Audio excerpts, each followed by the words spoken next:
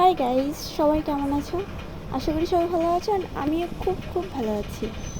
আর এখন আছি আমি ট্রেনে। এখন আমি বাপের বাড়ি থেকে শ্বশুর বাড়িতে যাচ্ছি। আর এটা আমার ফার্স্ট ব্লগ ভিডিও। এর আগে আমি ব্লগ ভিডিও কোনোদিনও করিনি, তো এটাই আমার ফার্স্ট ব্লগ ভিডিও। আর তোমাদের ওই সময় আমি ভয়েসটা দিতে পারিনি, কারণ সাইডে প্রচুর আওয়াজ হচ্ছিলো। আওয়াজ শুনতে তোমাদেরও অসুবিধা হতো, তার জন্য আমি ভয়েসটা পরে অ্যাড করে দিয়েছি, যাতে তোমাদেরও শুনতে ভালো হয়। আর গাইস, তোমাদের কার কার ট্রেনে উঠতে ভালো লাগে আমাকে কমেন্টে জানাবে।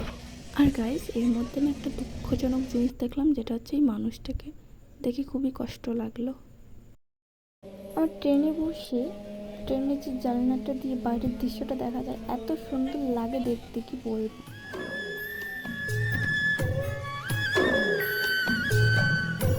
তো আমি বাইরের দৃশ্যটা দেখতে দেখতে একটু ঠান্ডা জিনিস খেয়ে নিচ্ছি, কোকোকলা। কারণ এত গরমের মধ্যে ঠান্ডা জিনিস না খেয়ে থাকা যাচ্ছে না, খুবই গরম। আরও তো ট্রেনের ভিতর দুপুর 12টা-1টা বাজে তখন, ওই টাইমটা তো আরও বেশি গরম ট্রেনটা, তার জন্য আমি একটু ঠান্ডা জিনিস খেয়ে নিচ্ছি। আর হ্যাঁ, আমি ওই ট্রেন থেকে নামার বা বাড়িতে ঢোকার কোনো ভিডিও করতে পারিনি, কারণ আমার শরীরটা ভালো লাগছিল না সারাদিন ট্রেনে থেকে। তো আমি পরের দিন সকালে ভিডিওটা করেছি।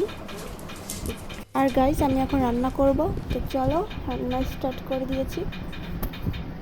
আর পিছন থেকে আমার হাজব্যান্ড আমাকে ভিডিও করে দিচ্ছিলাম, বাট আমি জানতাম না যে ভিডিও করছে, তখন তাকে দেখি ভিডিও করছে।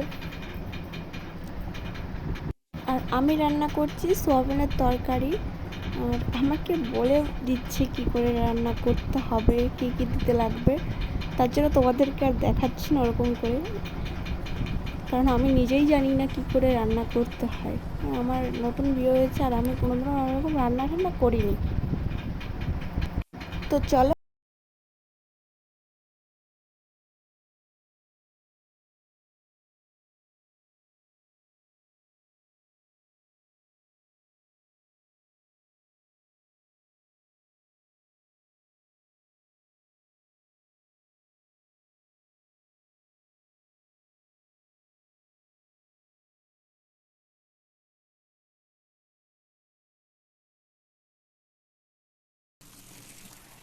সোয়াবিনের তরকারি রান্না হয়ে গেছে, আর এখন আমি রান্না করছি পাস্তাটা রান্না হয়ে গেলে আমার রান্না কমপ্লিট।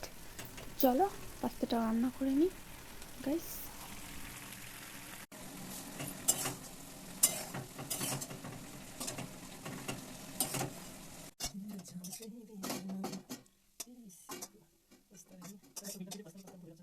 তো গাইস, আমার রান্না কমপ্লিট, আর এখন আমরা খাওয়া দাওয়া করবো।